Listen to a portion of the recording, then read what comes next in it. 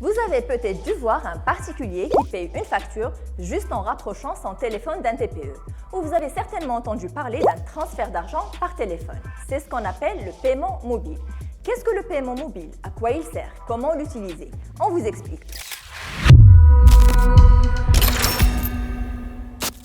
Il s'agit d'une application mobile rattachée au compte bancaire détenu auprès d'une banque ou au compte de paiement tenu par un établissement de paiement comme Berit Cash, Cash Plus, Wafa Cash ou encore Maimouna, MT Cash et plusieurs autres. Il propose plusieurs services qui portent entre autres sur le transfert d'argent entre particuliers, le paiement auprès des commerçants, le paiement des factures, des impôts, de la vignette, etc. Pour l'ouverture d'un compte auprès d'un établissement de paiement, 3 plafonds sont proposés.